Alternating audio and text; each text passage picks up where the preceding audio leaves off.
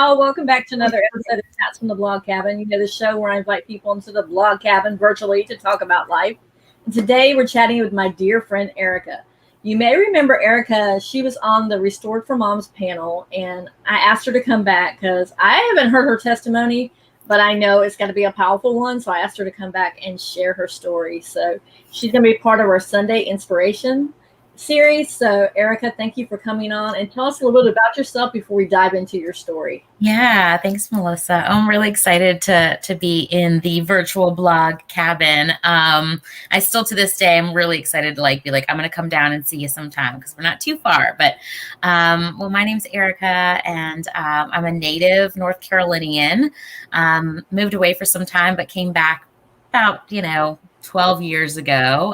We started having a family. I've got 2 kids and a husband and 2 puppies now because, thank you, pandemic.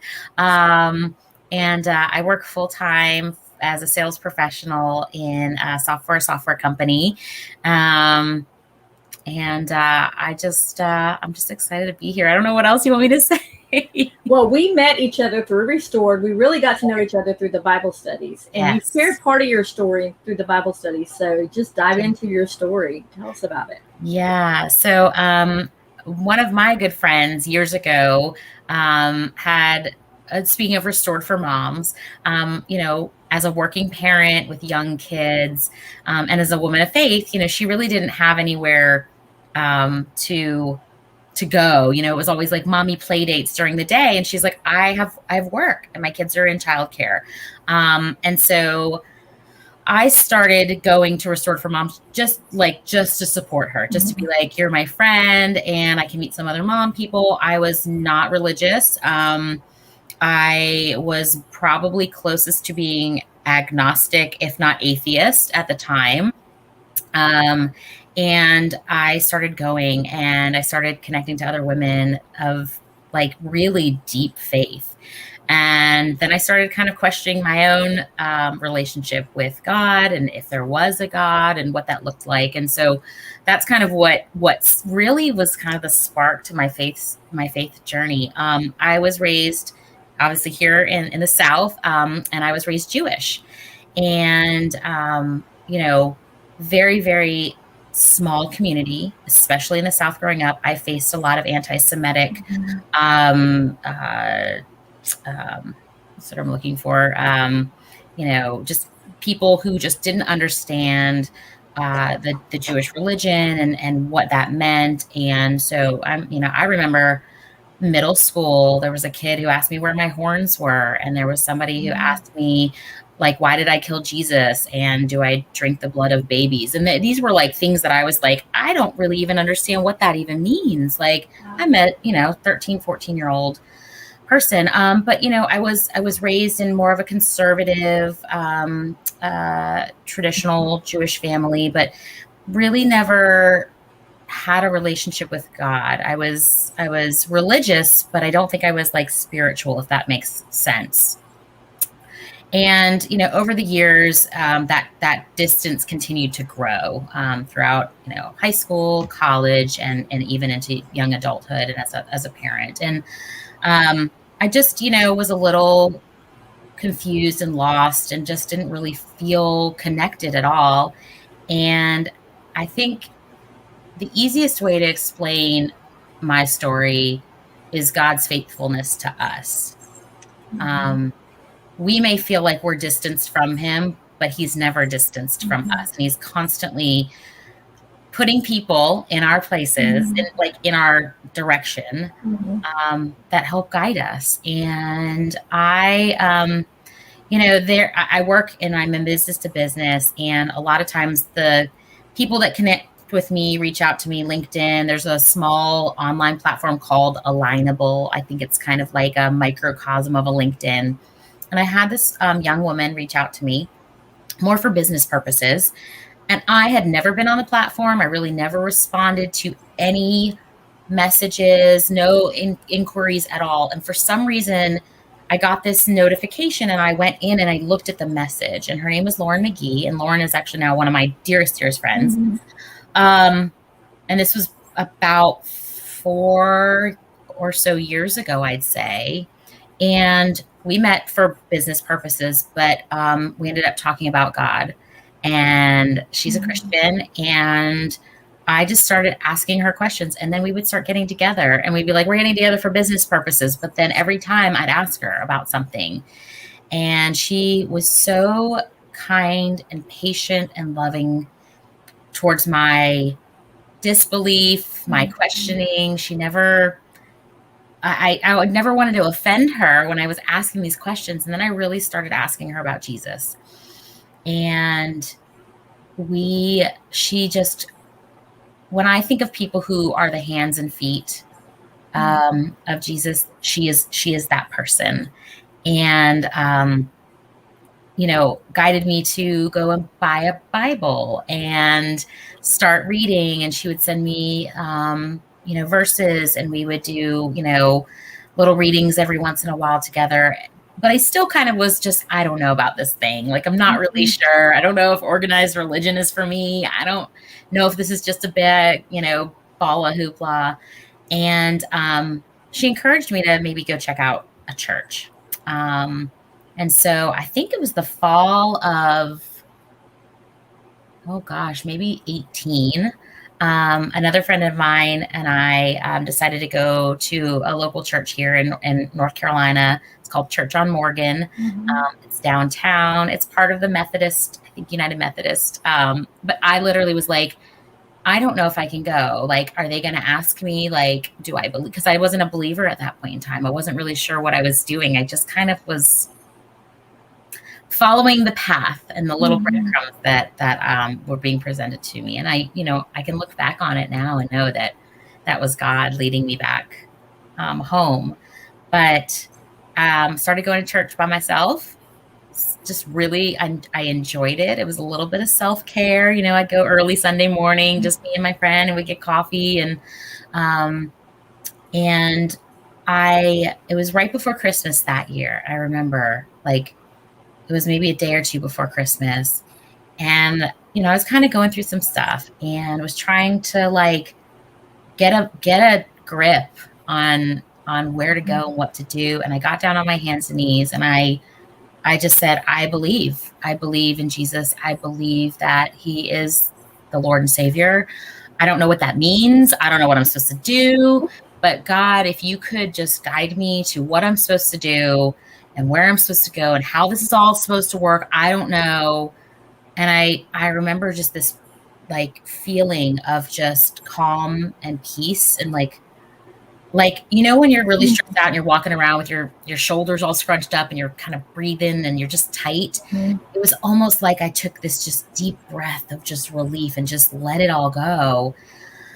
And I told my husband, and he also was raised Jewish, and we'd been raising our kids sort of Jewish-ish, more just, because it was what we were supposed to do.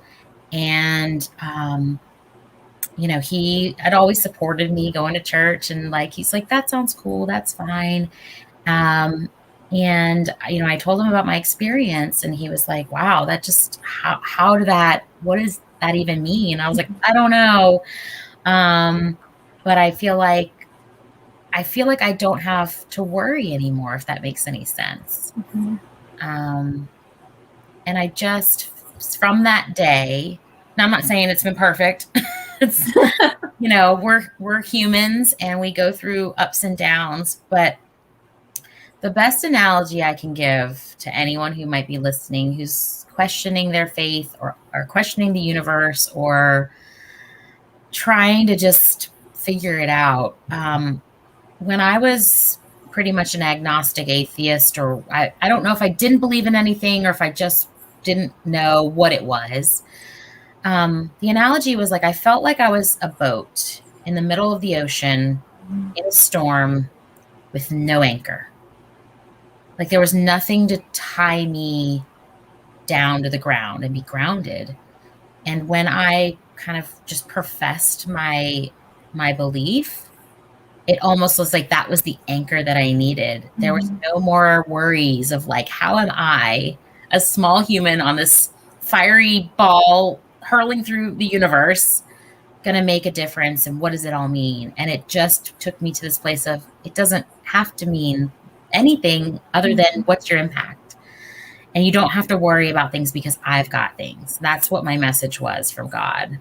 And I try every day to remember that, if I can, amongst all the things. But it has brought me the community that I have been yearning for.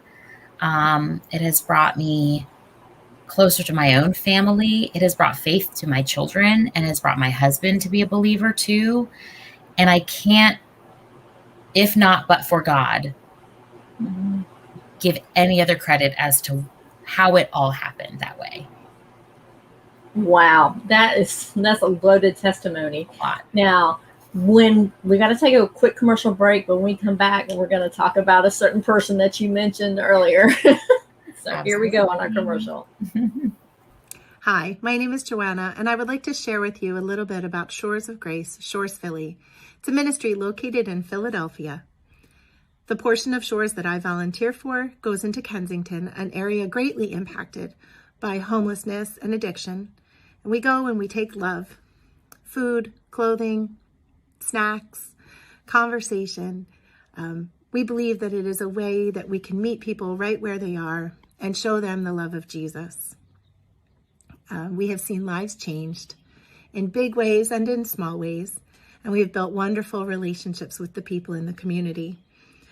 We have big plans, more we'd like to do, and we would appreciate any support, either through prayer or through donation. If you would like to donate, you can go to shoresofgrace.com, and in the menu, click on Donate. And we just ask that you put Philly in your donation comments. Thank you. And we are back talking with Erica, and I'm talking about her story. Now, I did not know this. It was so funny because it was the other day, like one day I was going, I don't know, you know how when you look at people to see who your mutual friends are, and I'm like, and I messaged you and I'm like, how do you know Lauren? And you're like, oh, she's a very dear friend. It came out later that she had, led you to Jesus, but I'm like, that's my cousin. I know. And my dad were brother and sister. So that was so wild. And it ended up, you went down to visit Lauren. And it ended up where I messaged Lauren. I was like, yes, I love Erica. She says, how did I not know you know her? Did I tell you we know her? I said, no. I said, this is a whole story. And that's when it came out that she had led you to Jesus. She did. Yes. I think especially growing up in North Carolina, you could throw a stone and hit 24 churches, no problem. I had a lot of Christian friends. I had friends that were involved in Young Life, like the youth group that was big in high school. And I always wanted to go because that's where my friends were. But, my parents were very conservative, and they, were not as open. And so, I really never even questioned or even had the opportunity to ask any of my friends about Jesus and what that meant. And I think, Lauren, again, we met, and I can say serendipitously, but it's a God thing, how he connected us. And we, her patience and her understanding, but she's also incredibly brilliant and incredibly studied, so I could ask her questions and know that I was going to get an educated answer, and nothing that was sort of filtered or cookie cuttered. And she just has the most beautiful heart. So also there was that, and her patience with me was, I think, part of it, so that I didn't feel like I was pressured or judged or any of these things. It was, she sat with me and was with me. And, now as a believer, and now finally through the Restored for Moms Bible study, I've never done Bible study before. I barely had read the Old Testament, I knew little blips of it, but I'm reading everything now, and I'm studying, and I'm feeling even actually more connected to my Jewish background, which is really interesting because of Jesus. And, our church has been amazing and has connected us to some just beautiful people. And I think that's another thing about it. And it was something that was also really hard during the pandemic was, we are built to be in community with one another, and being separated and not being able to physically interact and go to church together and enjoy, studies together or groups. And we have this missional group at our church that we would go and do, dinner, and the kids would play and the adults would talk, and it was beautiful.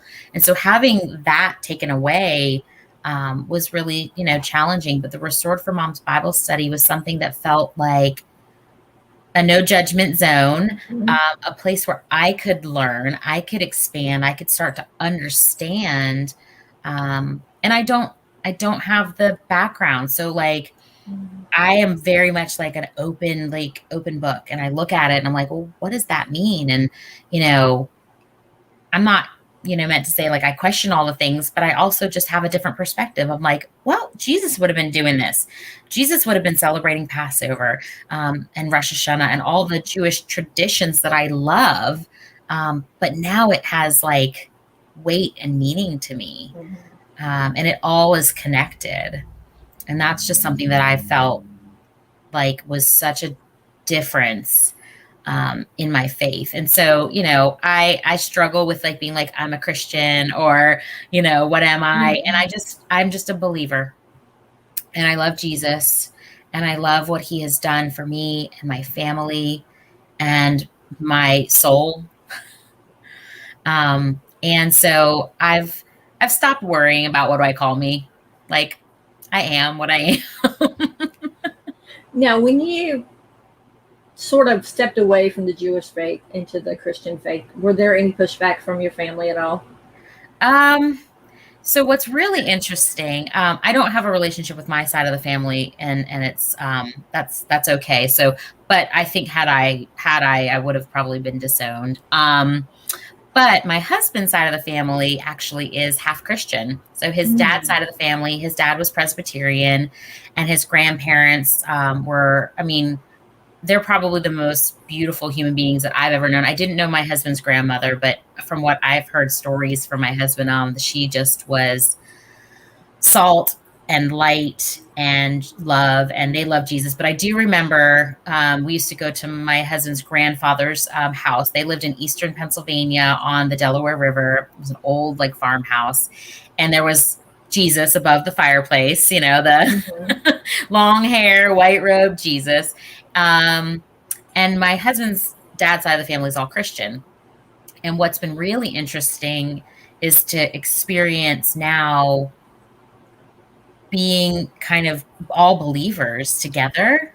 And it's really actually brought us even closer to them, which has really been wonderful. And my father-in-law had converted to Judaism, so he understands. And my sister-in-law, who was also raised Jewish, happens to be Catholic now. So Wow.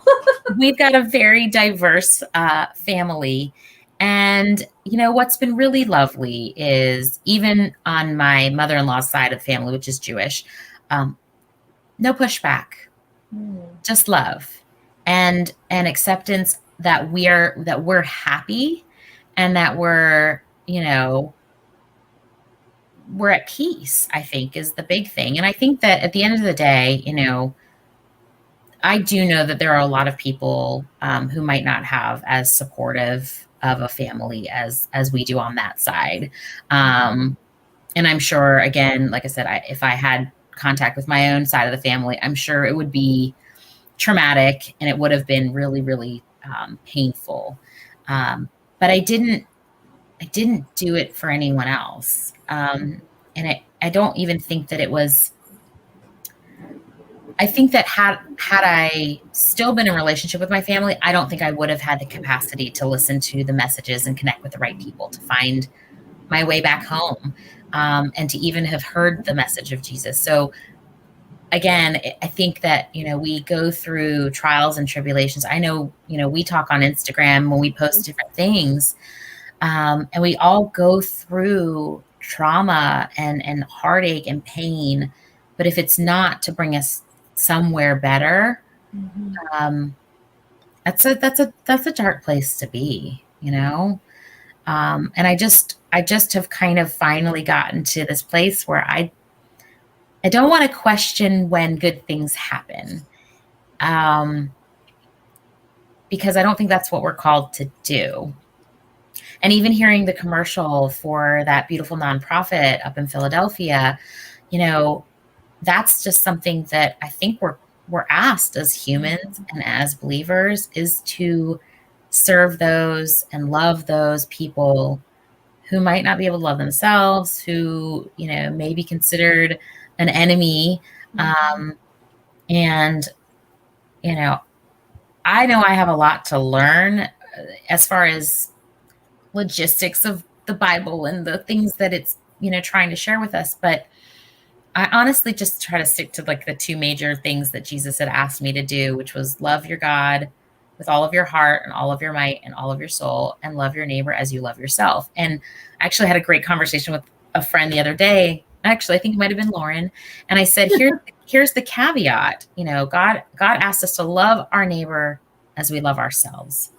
It's contingent upon loving yourself. Mm-hmm.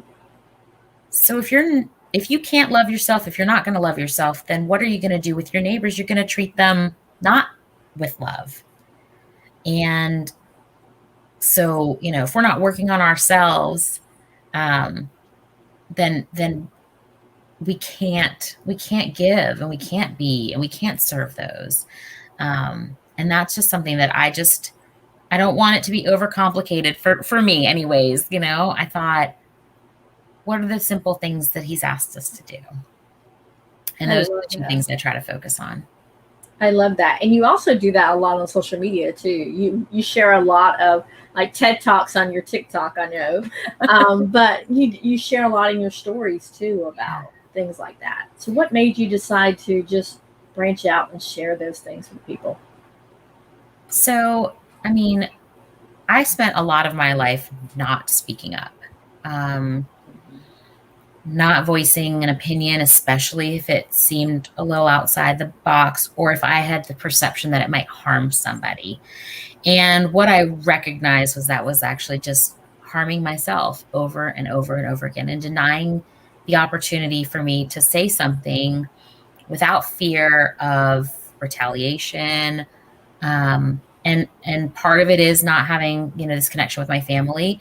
And then working on myself through therapy. I did a lot of like Reiki and energy healing work to kind of unbind these, I guess they would be more of your spiritual ties, and things that would restrict us from becoming our own self. And again, therapy really helped. And honestly, becoming a believer and having my burden and my guilt and my shame completely released and erased once I embraced my love for Jesus. And, one of the things, we don't talk about a lot. I love Brene Brown. She talks a lot about shame dies when we bring like the words out, when we speak the truth. That's where shame goes to die. And if I didn't speak, if I didn't say how something made me feel, it would even be as small as like going to a restaurant pre-pandemic and they'd give you the wrong food. And I was like, it's fine. It's fine. Don't worry about it. Like, it's going to be fine. That's a small microcosm, right? But I couldn't do that. I couldn't say, hey, you know what? I asked for no blue cheese and there's blue cheese on the salad and I'm allergic to it. What if it was something big? What if it was something important?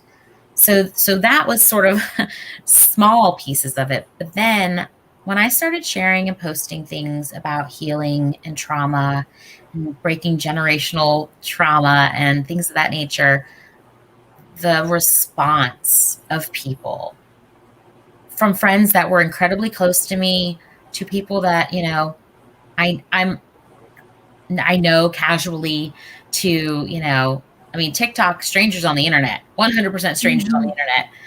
And the fact that I finally was saying something that might impact somebody else, that might give them a better opportunity to heal from things we don't talk about, to erase the shame associated with it. I've got 2 small kids, and I want them to learn that it's important to speak your truth and to be kind and to be loving, but not to shrink yourself for fear of what others may think and what others may say. And I did that for almost 40 years of my life, and I couldn't live that. I couldn't live that way anymore.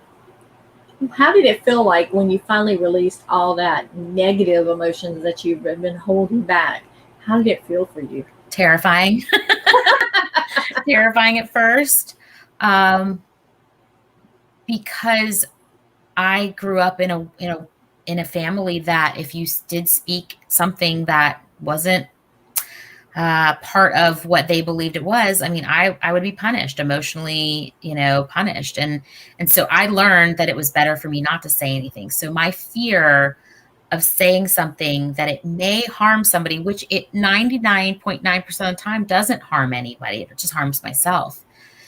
But the more I practice, the more I share, the more it does release all of that burden and that guilt and that shame. And it is less overwhelming. I had mentioned Brene Brown before. Brene Brown is like one of my go-to books and researchers and persons that I just think has helped me through my journey. But, the other side of it is trust has to be earned by people to hear the story. So one of the things, for me to share with you is I trusted you, and that we're friends, and that she always said that there's this analogy of building trust is like putting marbles into a jar.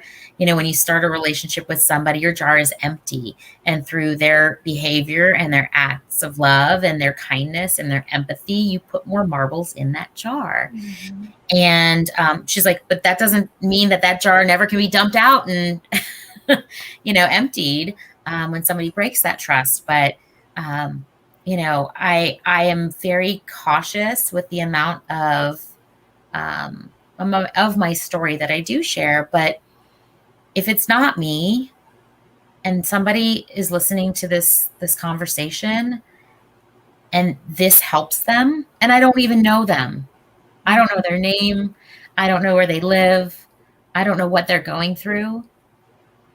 But if they listen to this and they go, oh my gosh, I'm not alone. Right? I don't feel so alone. Then cosmically, that's why I do it. It's terrifying. It is terrifying. But each time I share a little bit more, or I offer some piece of advice or love or compassion or empathy, it gets a little easier. I love that. Now, I think you're Enneagram too, correct? Yeah. Yeah, I am too. And that whole thing of fear of being rejected and the people pleaser and the giver, that all has to play into being terrified as well. It does. But what's really interesting about the Enneagram, and actually my current therapist, I'm happy to say I am in therapy and it is all good. My current therapist uses the Enneagram when we're in session, and it has really given me a lot more clarity on why we behave the way we behave. And one of our sessions a couple weeks ago, she mentioned that the Enneagram that's not how we're innately born. We're not born as an Enneagram 1 through 9. What we develop as a result of what we lack in our childhood is the Enneagram number that we become. And I was literally like, you just blew my mind. Right? Yeah. So but now I can see it. And so we develop behaviors and emotional attachments and the things that we do based on what we didn't get in our youth. And so now we're all running around as adults. Well, all of us aged, we're running around as adults with these wounded inner children that we're trying to fix and help and do. And the Enneagram numbers are tied to it. So there's, you've got your Enneagram while you're in stress, which are kind of your negative aspects. So a twos, when you're in stress, you go towards being very possessive, being passive aggressive, getting resentful, right? Like, you know, these are all things that I know. I heard her say these things and I was like, why are you so accurate? And then there's Enneagram 2s when they're at their best, right? We are caregivers. We are loving. We are empathetic. We're great listeners. We love to support and be there. And those are wonderful things. And I, for not 1 minute, regret having those positive aspects. But if I, look at when I get into stress, and I behave a certain way, I'm like, ooh, I don't like that. So it's been really eye-opening. And then I think it also gives you a great way to interact with the people around you. And, we actually, one time at church, our pastor, Justin, was doing this whole sermon and he brought up the Enneagram. And he was like, how many of you guys meet someone and you're like, what's your Enneagram number? And they're like, I'm a 3. And you're like, of course you're a 3. And then we put people in boxes based on what their Enneagrams are. And he was basically trying to say, like, we're multifaceted. We're more than just our numbers, but it does give us the opportunity to look at people and understand where they find their love from. And it's like, where they get their, behavior patterns from and how do we engage with them based on that. But it opens up a lot of like aha moments. And especially understanding that our Enneagram numbers are developed in childhood for the areas that we've lacked. So that's very interesting for all you Enneagram people out there. Just take a deep dive into your Enneagram number. And now there's a devotional series. I forget who wrote it, but they cover each one of the Enneagrams. Oh, wow. And it's a book, and I've got the 2, and it talks about how, Jesus was, and like that's how you're supposed to be. But it talks about how the 2 can go to like the anger and resentment, but then we have to look and focus on what Jesus did.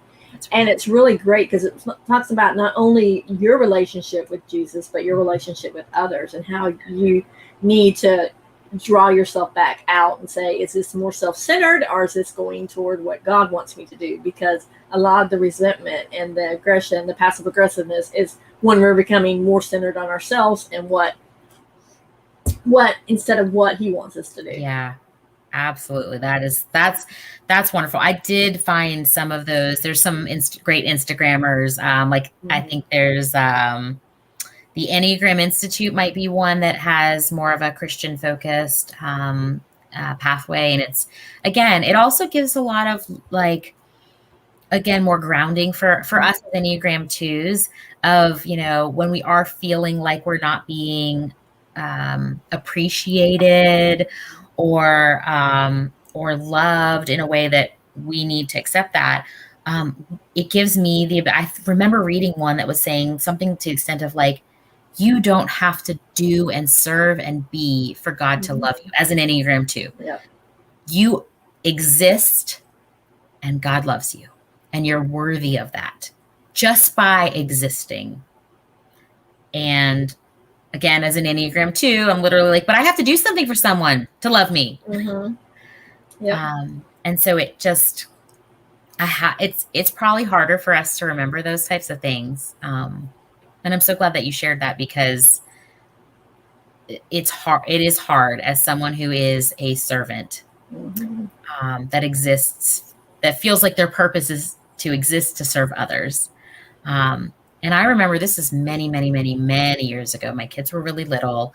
And I was going to a women's circle that was through the Orthodox community here. So super, like when we say like ultra Jewish religious, like as Orthodox as you can get.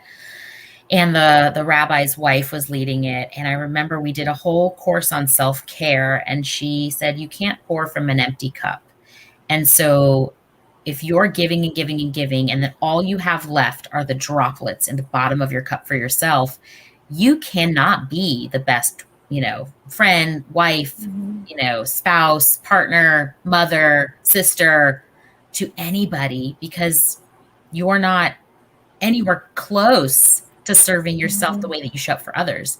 And then I even took that further. I saw something that was like, not only is it that you can't pour from an empty cup, that you have to fill your cup up so it's overflowing, and then you only give what's overflowing. Your cup needs to always be full to the top. Wow. I've never heard that one. Yeah. So that one's great. As you cue, you're drinking your water. As I cue, I drink my water. But it is, I think I probably operate consistently half full. Mm-hmm. And I'm constantly tired. Yep. And I'm, this COVID year, this year of pandemic, of staying at home and sitting with all of our stuff, has really opened up my eyes to, I can serve others, but I need to choose who I serve. Mm-hmm. And there are people who are the cup drainers, is what I call them. And no matter what you do, no matter how much you give and you give and you give, they just expect more, and your cup is constantly empty. And so, I looked at my community and my people and my circle, and I was like, who needs to go? And I did a lot of them through love. I did it love for myself, mm-hmm. and I've never chosen myself before. And that was hard, but sometimes if you're not making that choice, especially in relationships and people who you just know, disappoint you all the time, hurt you, bring you pain, that it's okay to not be in a relationship with them. You can love them with all your heart, but you do not have to be in communication with them. That is so true. And I love what you were talking about, how you have to let people go. I just actually recorded something for a later podcast talking about mm-hmm. God puts people in our lives for different reasons and for different seasons. They weren't always, maybe some people aren't supposed to be in our lives for our lifetime. Maybe they're only there for a specific purpose. And then from that, once they get served that purpose, it's not like you're throwing them away, but you're like letting them go with God's grace. Absolutely. It, as an Enneagram 2, that is a hard thing to do because we feel like it's our responsibility to fix people and to make things right. I am definitely like conflict averse. Like I don't like conflict, but that's an episode. I'm going to listen to that one because that is something, working through therapy and talking about letting go. A friend of mine gifted the book Forgiving What You Can't Forget mm-hmm. by, I think it's Lisa. Of course. Yes. Yep. And I devoured that thing in a hot second. And one of the things, she said in the book, and it was like, again, another like mind-blowing moment, was forgiveness is mandatory, reconciliation is optional. Mm-hmm. And she then goes in to talk about how this is applicable through the lens of being a believer and through God and what God has been asking us to do. And for anyone who's struggling with letting go and forgiveness, that is if you do the book on tape, oh gosh, that probably dates me. What is it? What do the kids listen to these days? Audible, right? I'm so old that I had tape cassettes in my car. And we used to listen to books on tape. But I would highly recommend that if someone's struggling. And I would also highly recommend, if you get a chance, to listen to Lisa speak in person. She's an amazing speaker. Okay. The particular book you're talking about, I heard her speak about it before she even released it. Oh, wow. And it was all about, how she had to forgive her husband for the infidelities and the addictions and everything. And you look at them now and they're back together stronger than ever, but it's just an amazing story of forgiveness. And again, I'm not a baby believer, but as a new believer, sometimes when I read books that are very Christian focused, I don't quite understand a lot of the lingo in them because I wasn't raised in that, mm-hmm. Type of community, and I didn't understand that type of language. And this particular book was written, while it does have a Christian perspective, for me, it was just enough. It was just enough mm-hmm. that it was more about the human experience and what we physically and emotionally carry when we don't forgive somebody, and the burden that can bring to our world. And I just, every day I'm like, forgiveness is not optional. Reconciliation is optional. Forgiveness is mandatory. And I feel like I need to have it like tattooed on my forehead. But it really does. And because it's not about acknowledging and saying what somebody did to me is okay. It doesn't absolve them of their actions. But it's kind of like, my husband always says this analogy. He's like, and I think it might have been a George Carlin thing. It was like, guilt is like a bag of bricks, like carrying around a bag of bricks. You know what you can do? You can put it down and you can walk away. You don't have to carry it with you. And that's what forgiveness, I think, does. It doesn't mean that you're absolving the person or the group or the people or whatever was that harmed you. It's saying, I no longer have to carry the burden of holding on to all that as I move forward. And that to me is just, I'm a very visual person. And my boat and the ocean analogy, I have an art history background. So for me, it's like, anytime you give me a visual, I'm like, got it. Well, here's another visual for you. Wendy Blight actually wrote a book, and I think it's called You Are Loved, or I Am Loved. And in that visual, she talked about, in the book, she talked about how forgiveness is like an octopus with the tentacles around your heart. And of course, I had to go get an octopus so I could sit it on my desk so I can remember. But it talked about how when you don't forgive, that tentacles just keep going closer and closer and closer to your heart. And you just don't have room for anything else. Yeah. So that's like, so there goes a great visual for you, Erica. Absolutely. Gosh, that is. I'm just like, as you're speaking, I just see like tentacles going around the heart. Now like now you keep saying you're a baby believer, but not a baby believer, but a new believer. But during our Restored Bible study, you spoke with such grace about, especially when we were talking about the book of Esther. And you were bringing in such knowledge from the Jewish community that you helped other ladies in the group understand things even more. So do you think that's where your place is right now? I mean, I think for me, it's a little of both. It's like I get to share a perspective that a lot of Christians don't have the opportunity to. Again, I remember, I went to a college that had a lot of Jewish, a big Jewish community, but, growing up here in the South, sometimes I was the first Jewish person that somebody had ever met. And so, there's kind of like the responsibility of being able to help people understand, the differences. But what I mentioned earlier is like, I had never really read the book of Esther. I had celebrated Purim, which is the religious holiday that then is the story of Esther and Mordecai and Haman. But sitting down and reading it with the lens of being a believer was like reading it for the first time. And it was like a lot of like, oh, aha moments. Like, hey, we celebrated it for this reason, but like no one ever told me about that. I didn't realize how dark of a story this was. It's pretty like, I would love to be able to offer an opened perspective, because for me, it's deep in my relationship with God. I always thought like, well, if I believe in Jesus, I'm no longer a Jew. And that's actually not the case. And I kind of look at myself as like, if I were 2,000 years ago living, in Israel, Galilee, whatever it was, and I met Jesus as a Jew, and I would hear the things that he would say and the stories and the messages, like I would have dropped everything and given everything up and followed him. Because everything that I had known up until the New Testament, that was it. It ended there.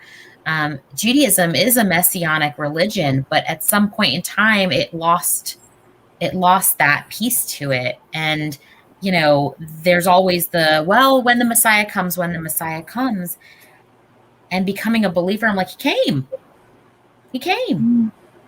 He fulfilled all the prophecies in the Old Testament. And now I'm like, where did it say Jesus was coming? Like, how many times were there prophecies about the Messiah and the Son of God and this future resurrection and savior.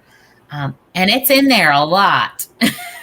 It is. It's in the Old Testament a lot. And I love that. And I didn't even it's not my story to tell, it's my husband's, but he also is a believer now. But one of his favorite books that Lauren McGee had let me borrow was C.S. Lewis's book. Why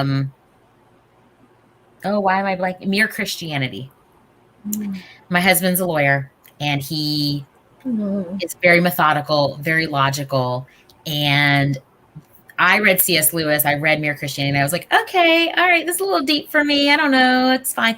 And my husband borrowed it, and it is to this day one of his favorite books. And it spoke to him in a way that didn't speak to me. I'm much more of the heart center. Like, if I believe it, I believe it. He's like, well, I got to think about it, then I can believe it. And that, again, I think we read it with such different perspectives because of the way we were raised. And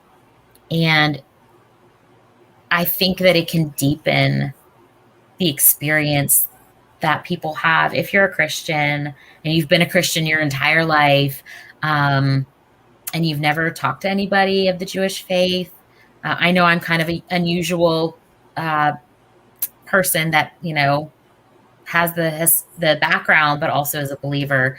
And I just think that it's for me, it's enriched my experience. I love how you were talking about the different approaches you and your husband have, because everybody approaches faith differently.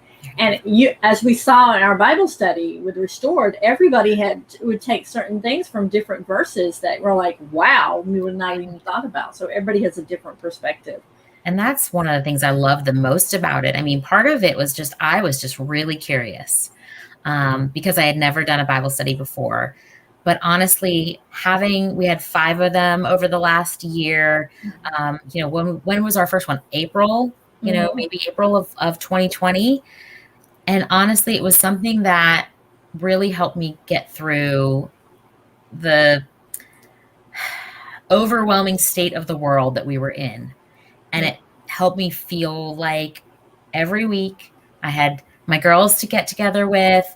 I had the opportunity to tap into faith, where I think, honestly, had I not had that, I don't know what last year would have looked like. I totally agree with you.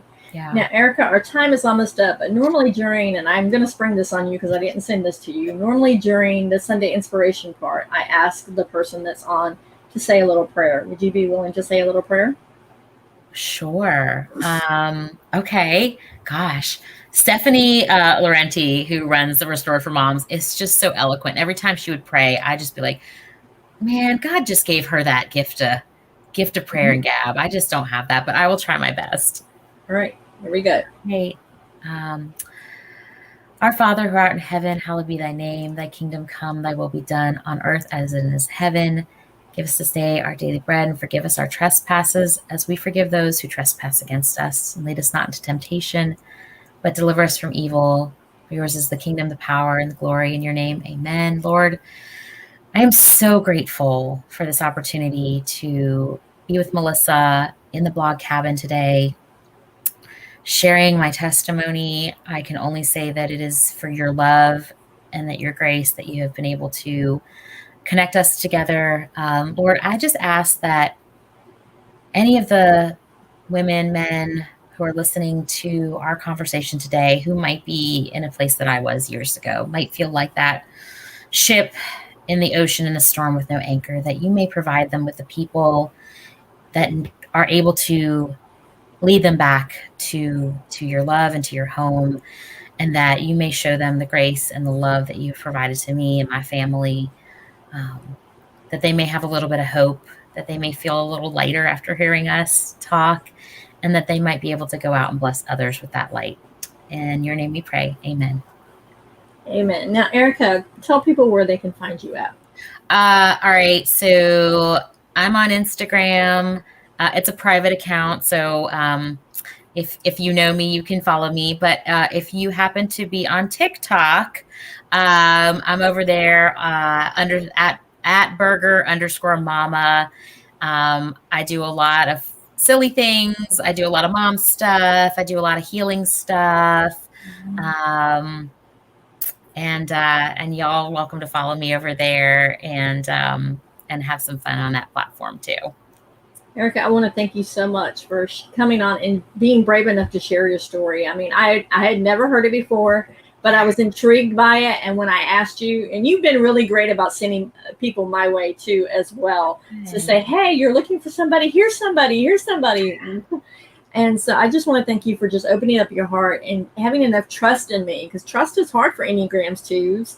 So having the trust in me with your story and sharing it with the people. It's my pleasure. And like I said, you know, if it helps one other person, then like my day is made, my year is made. So that's my hope. And I love how you've walked through things and are now just making such an impact in your interpersonal connections through these conversations. I love connecting people with other people. That's like one of my strengths is like, I love to connect people. So I just am really honored that you thought of me. And it was a lot less scary than I thought to share my testimony. See, now you shared it. Now you can share it again and again and again. It gets easier when you keep sharing. That's right. Oh, well, thank you so much for having me, Melissa. You are welcome, Erica. So guys, I'm gonna drop in the show notes all the books we talked about, because I've been taking notes, as well as Erica's TikTok handle, so you can go follow her over on TikTok. And also the previous episode you were on, I will drop that in the note as well, because you get to know a little bit more about Erica in that episode as well. Yeah. And as always, be blessed. And most importantly, keep chatting.